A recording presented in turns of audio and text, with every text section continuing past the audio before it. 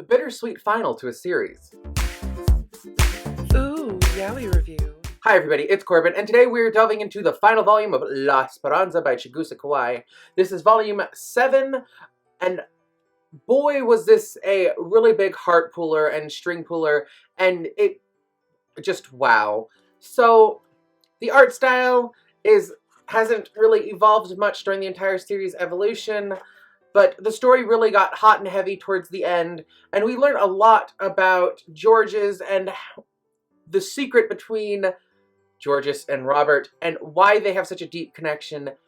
It is just absolutely amazing how this evolved, and it really, overall, this series was so good. This one, I definitely absolutely love this volume. I gave it a 4 out of 5, purely for the fact that I would have loved a little more lovey-dovey romance, but towards the end, you get what you want. They do end up together and admitting their feelings for each other. Georges does become a piano prodigy sort of thing, and it just amazing. Georges does nearly die in this volume. He nearly gets hypothermia, frozen out in the snow, almost dead, after getting the realization of the truth about assumptions he thought he had and all of this stuff. I mean, I can't. This one just riveting. Kept you on your feet, on your toes, wondering 110% of the time what's going to happen. It is a little hokey, a little cheesy, but that is what you love about these sort of teenage heartthrob romance sort of yaois like this one. I do encourage people to get the series. It is a very nice little series. It is very teenage angst filled and just adorable to read. And you just sit there going, well, if you just have an adult discussion for 2 seconds, this wouldn't be happening. But that's how these play when they're teenage romances and dramas, especially like this one.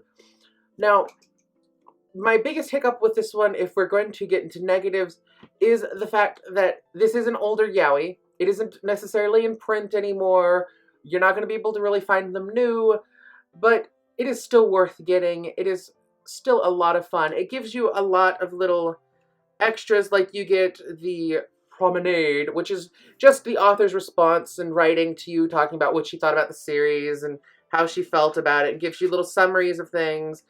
I mean, this is just a very nice, classic yaoi for any real collector or collection.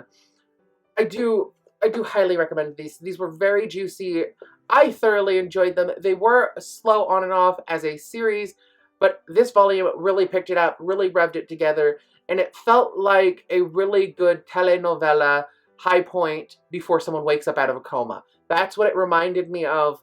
It's just dramatic, it's fun-filled, it's amazing, and I highly do suggest getting this or just finding it online and reading it that way, because you'll be able to find these online without any problem whatsoever.